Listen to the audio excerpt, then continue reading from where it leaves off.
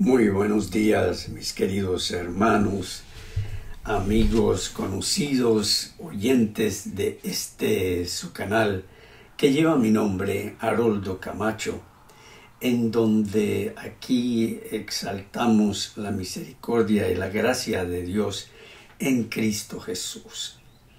Estamos nuevamente leyendo la epístola a los Gálatas y estudiándola a la luz del reformador Martín Lutero, una clase que él dictó en 1531 a los sacerdotes que estaban saliendo de la iglesia romana al nuevo mensaje de la justificación por la fe en Cristo Jesús, una doctrina que había sido olvidada en gran parte desde el apóstol Pablo. Así que en 1531 el mismo catedrático Lutero enseña esta clase a los seminaristas para fundamentarlos en el Evangelio.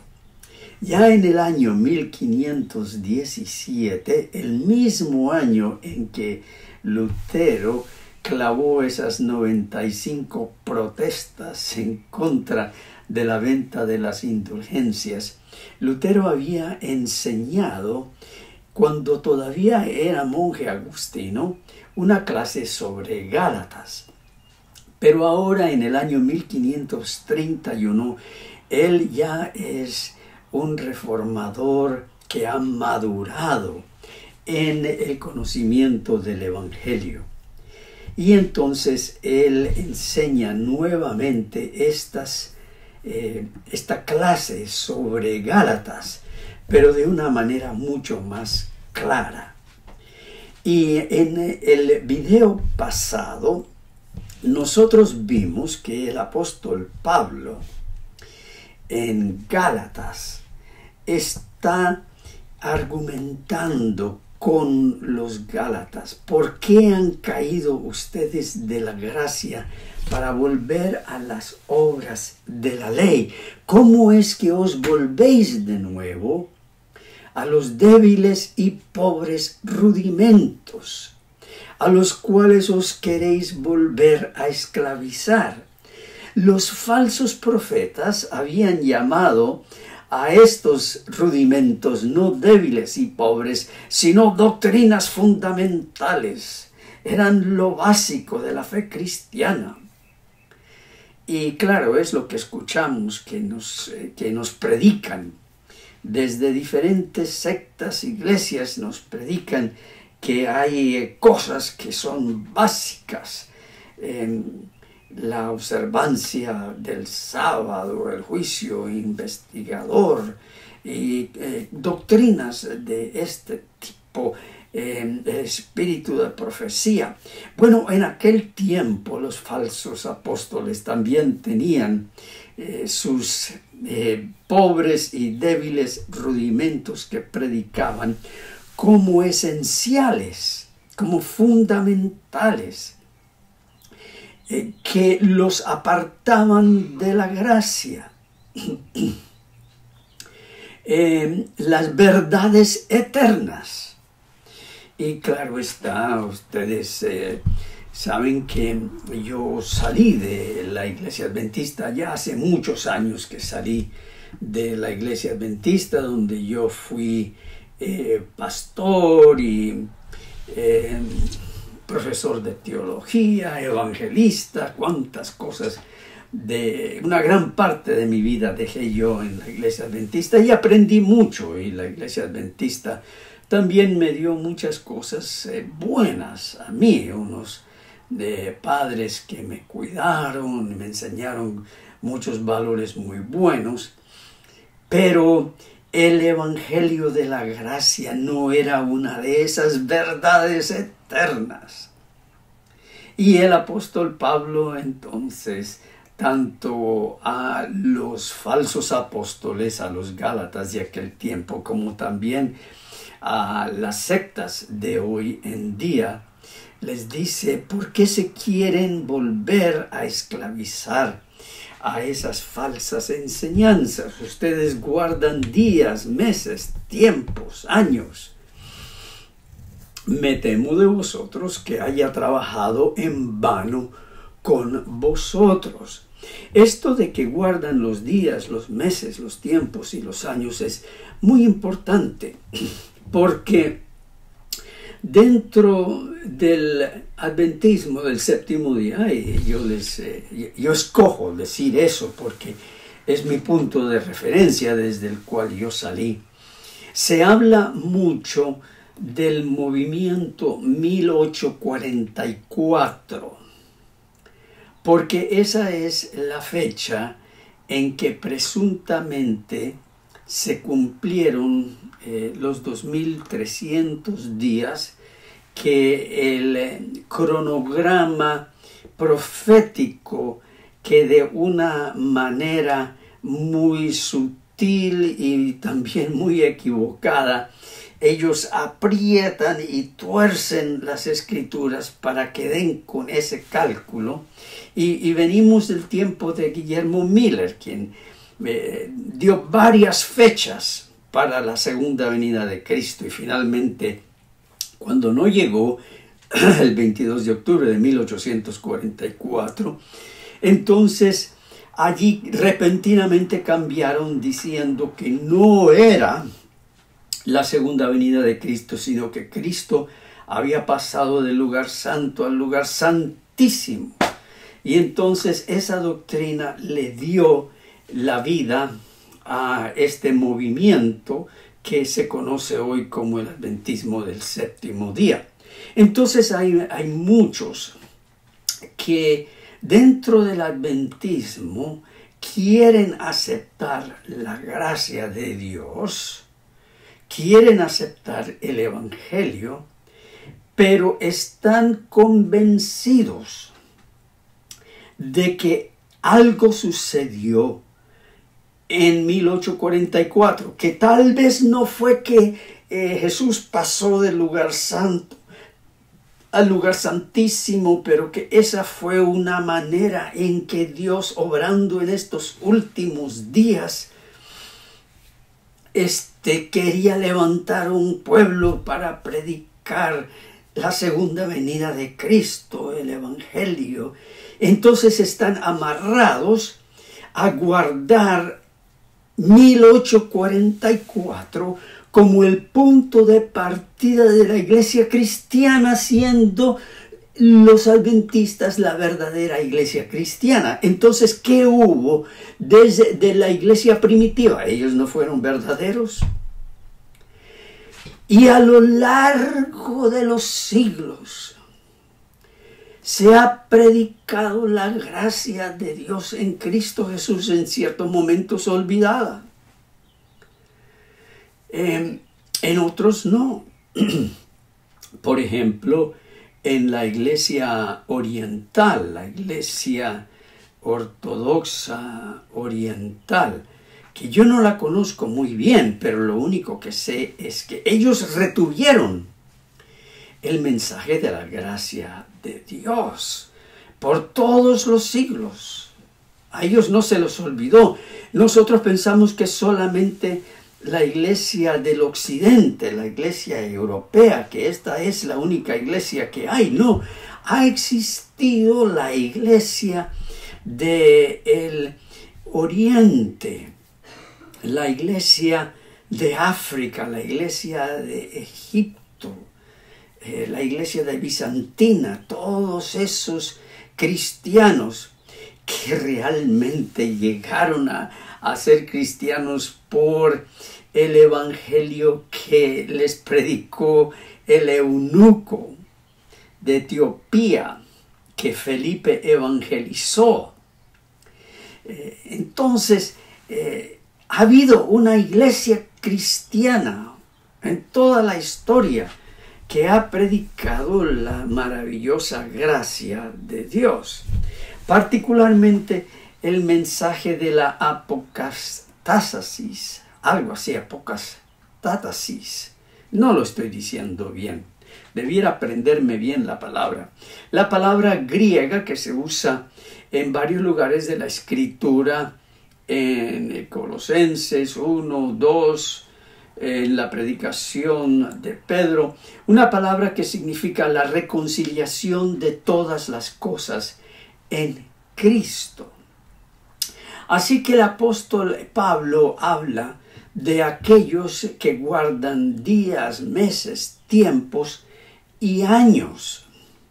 Y como yo dije, pues hay algunos que están todavía esclavizados a esa manera de pensar que la iglesia cristiana y la verdadera iglesia, el movimiento que Dios ha levantado para los últimos días, es el movimiento adventista del séptimo día de 1844. Y de esa manera guardan los años, no sabiendo que durante todo el tiempo que se estaba Miller y los White y Bates y todo eso, se estaba predicando el evangelio. Allá en Inglaterra, Spurgeon estaba predicando a grandes multitudes, predicando el evangelio de Dios. Y por muchos otros lugares ya se estaba predicando el evangelio de la gracia. Pero hay algunos que siguen pensando en el movimiento 1844 y no pueden salir de allí, pensando que algo muy especial sucedió en 1844 y siguen guardando meses, días, tiempos, años. Dice el apóstol Pablo: me temo de vosotros que haya trabajado en vano con vosotros. Y bueno, Lutero, comentando sobre este pasaje, pues dice que lo único que nos queda por exclamar cuando nos damos cuenta de la falsedad de todas estas cosas es: Señor, sé propicio a mí, pecador. Ah, que 1844, Señor, sé propicio a mí, pecador, porque he creído en eso. No es 1844, es el AD 33. El año de la cruz de Cristo, ese es el año. Y no hay tal cosa como que Jesús pasó del lugar santo al lugar santísimo. En su resurrección, nos dice la epístola a los Hebreos, que el Señor Jesús entró una vez y para siempre a la presencia de Dios, pues no puede haber lugar más santo que la presencia de Dios para llevar a cabo y entregar la evidencia de que nuestros pecados habían sido perdonados, la evidencia de su vida, su muerte y su resurrección. De tal modo que todo lo que nos queda por exclamar es: Señor, sé propicio a mí, pecador. Y Lutero dice que esto es lo que exclaman los publicanos, las rameras, la gente que realmente se da cuenta de su vida autodestructiva, su vida de pecado, cuando se dan cuenta de la profundidad en que se encuentran atados. Dicen ellos: Señor, sé propicio a mí, pecador. Al contrario, y claro, él hablaba desde su punto de referencia, Lutero hablaba desde el punto de referencia de su tiempo, que era el romanismo. Al contrario, el monje que ha pasado toda su vida en los rudimentos débiles y paupérrimos, ha formado el hábito de decir: si guardas los reglamentos de tu orden, serás salvo. Como para decir la orden de los monjes al cual pertenecían. Con esta falsa persuasión queda tan encandilado y embrujado que no puede comprender la gracia. No, ni una vez podrá recordar el significado de la palabra gracia. Y eso es precisamente lo que sucede en las sectas. La gente queda tan embrujada con los días, los meses, los años, esos cronogramas proféticos que presentan y todas esas cosas y nunca escuchan de la gracia de Dios en Cristo. Que Cristo se hizo pecado por nosotros para destruir en su propio cuerpo nuestro pecado. Por eso nosotros seguimos exaltando la obra de Cristo en su vida, en su muerte, en su sacrificio. Porque allí Él tomó el pecado de todo ser humano en su propio cuerpo y lo destruyó, lo mandó a las profundidades del mar. Aún así pensará que las obras de toda su vida, sean grandes y cuantiosas, no son suficientes, sino que todavía sigue hojeando más y más obras. ¿Qué más puedo hacer yo aquí para satisfacer y obtener el favor de Dios?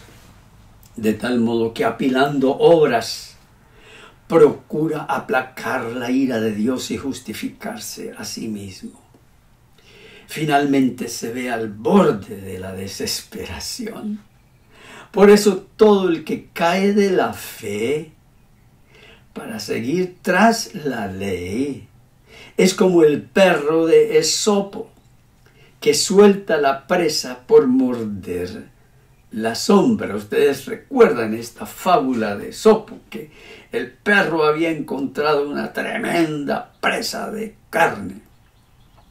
Y huyendo para que ningún otro perro lo siguiera y le quitara la presa, llegó a un arroyo y entonces quiso cruzar el arroyo, pero entrando al arroyo, vio allí una reflexión de su propio rostro y pensó que era otro perro que llevaba una presa de carne. Y entonces el perro suelta la presa de carne que lleva en la boca para agarrar la presa de carne que vio reflejada en el agua. Entonces hay muchos que sueltan la gracia para agarrar algo que no existe, porque fuera de la gracia de Dios en Cristo no hay absolutamente nada que nos pueda conceder el perdón de pecados. Por tanto, es imposible a los que procuran la justicia y la salvación mediante la ley, tal cual es la inclinación humana, que jamás puedan hallar paz y quietud en su conciencia. Más bien, todo lo que logran es apilar leyes sobre leyes, con las que se atormentan a sí mismos y a otros. Afligen las conciencias de los hombres con oscuros presagios. Así muchos mueren antes de tiempo debido a la angustia extrema en sus corazones. Y este es el gran mensaje del juicio investigador. Tú no vas a saber el momento en que llega tu nombre ante el juicio investigador. Y si en ese momento te encuentras en el más mínimo pecado, se te va a dar un fallo a tu contra. Pues una ley siempre pare a 10 más. Y así siguen en aumento exponencial y por siempre jamás. Esto se atestigua en las innumerables sumae, esa linda creación del llamado el angélico, en donde se reúnen y exponen este tipo de leyes. Y aquí Lutero está hablando de Agustín, quien formuló muchas leyes que había que guardar. En resumen, el que procura ser justificado por la ley suda sin cesar por lo que jamás podrá lograr. Aquí podemos relacionar lo que los padres dijeron con respecto a dichos de sabios e ilustres hombres con respecto a obrar en vano, tales como rodando la piedra, sacando agua con un colador y otras así. Yo pienso que con tales inventos y parábolas los padres quisieron inculcar en sus discípulos la diferencia entre la ley y el evangelio. Querían demostrar que cuando los hombres caen de la gracia, no importa todo lo que se esmeran con su agotante e incesante esfuerzo, toda su obra es en vano. De esto se dice propiamente que andan rodando la piedra, es decir, en vano se esfuerzan, como decían los poetas de Sísifo, del hombre que rodaba la piedra hasta la cima de la montaña en el infierno. Pero tan pronto llegaba a la cumbre, la veía rodar montaña abajo, sin poder evitarlo, y nuevamente le tocaba rodar la piedra hasta arriba, y allí, haciendo eso, pasaba toda la eternidad. Se dice también de los que sacan agua de un pozo con un colador, es decir, se agotan con esfuerzos inútiles y sin fin, como los poetas relatan de las hijas de Dánao, pues en el infierno les tocaba cargar agua en vasijas rotas para llenar un cántaro sin fondo. Es decir, esmerarse para lograr la nada. Quisiera que ustedes, los estudiantes de materias sacras, y aquí Lutero, yo me lo imagino, se acerca a los sacerdotes, a los estudiantes de esta clase, almacenaran parábolas como estas, pues les ayudarán a retener una manera mejor de ver la diferencia entre la ley y el evangelio. Así se puede ilustrar que procurar justificarse por la ley es como contar plata de un bolso vacío, pues ahí no hay nada. Comer de un plato sin comida, eso es quedar con hambre. Beber de una taza vacía, quedarse con sed. Procurar fuerza y riqueza en donde todo lo que hay es solo debilidad y pobreza. Ponerle carga al que ya está aplastado por el peso de la que ya lleva encima. Pagar una cuenta de 100 monedas de oro cuando no tienes ni un centavo. Quitarle la camisa al desnudo. Oprimir al enfermo y necesitado con más enfermedad y penurias. Eso es lo que es la vana observancia de la ley para tratar de justificarse ante Dios.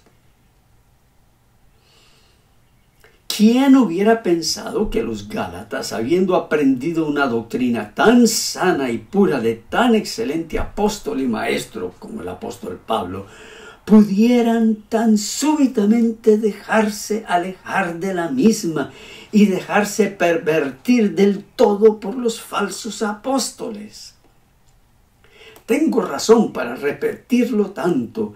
Caer de la verdad del Evangelio es algo fácil. ¿Por qué? La gente no valora, ni los mismos fieles, cuán excelente y precioso tesoro es el verdadero conocimiento de Cristo.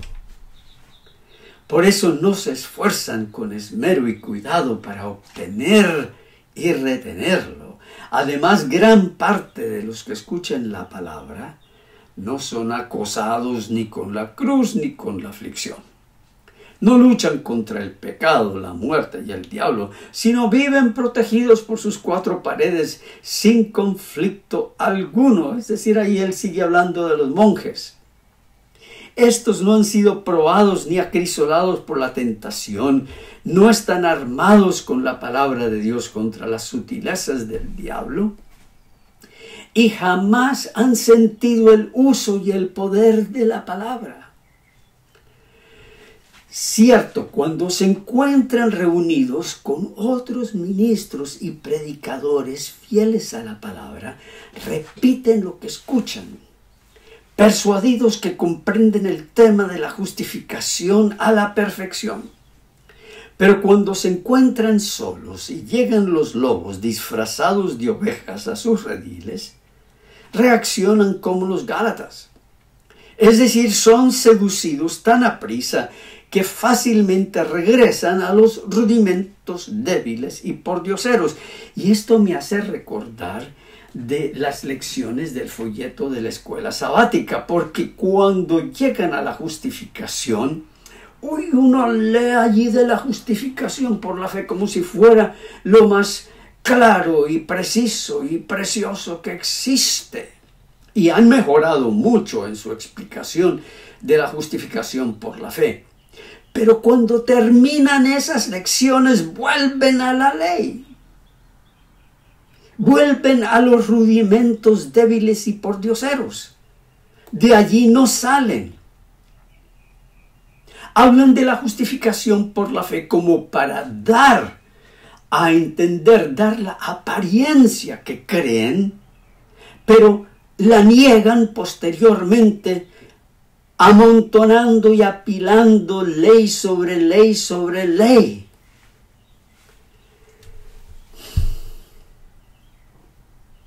Leyes que ni los propios líderes de ellos guardan. Más bien, como hemos visto históricamente en muchos lugares, se aprovechan de la inocencia de los hermanos para enriquecerse. Aquí Pablo tiene una manera muy particular de expresarse, muy diferente a los otros apóstoles. Pues no hubo ni uno de ellos fuera de Pablo que le diera tales nombres a la ley, a saber que es un rudimento débil y pordiosero, es decir, totalmente inútil para alcanzar la justicia. Por cierto, yo no le daría tales nombres a la ley pensando que sería una gran blasfemia contra Dios, pero Pablo ya lo había hecho. Ya he tratado este tema ampliamente, señalando cuando la ley es débil y pordiosera y cuando la ley es potente y acaudalada. Bien, si la ley de Dios es débil e inútil para la justificación, ¿cuánto más débiles y enclenques serán las leyes y los decretos del Papa, sin provecho alguno para la justificación, sea el Papa o el presidente de la Asociación General? No es que yo rechazo y condeno todas sus leyes, pues digo que muchas son útiles para la disciplina externa, pues es necesario que todo en la iglesia se haga ordenadamente para que no surja disensión y riñas. De igual manera, las leyes del emperador son buenas para el bienestar de la nación y asuntos así. Pero el Papa no se contenta con este buen reconocimiento de sus leyes, sino que requiere que creamos que por observarlas seremos justificados y salvos. Por tanto, negamos todo eso y condenamos tales ordenanzas, leyes y decretos del Papa. Y de igual manera yo lo hago aquí, respetuosamente, condenando todas las ordenanzas, leyes y decretos del presidente de la Asociación General y todos sus secuaces, porque no son un guía fiel a la justificación. Todas esas leyes es sacar agua de un pozo con un colador para llenar cántaros sin fondo. Lo hacemos con osadía y confianza, como lo hizo Pablo contra la ley de Dios. Decimos que tales reglamentos son débiles y pordioseros. totalmente inútiles para la justicia. Peor aún, son execrables, malditos, diabólicos y condenables, pues blasfeman a la gracia, derrocan al Evangelio, suplantan a la fe y quitan a Cristo de por medio. Porque es solamente por medio del decreto de Jesús que en base a su obra consumada y acabada, nuestros pecados han sido eternamente perdonados. Alabado y glorificado sea el nombre del Señor, ahora y para siempre. Amén.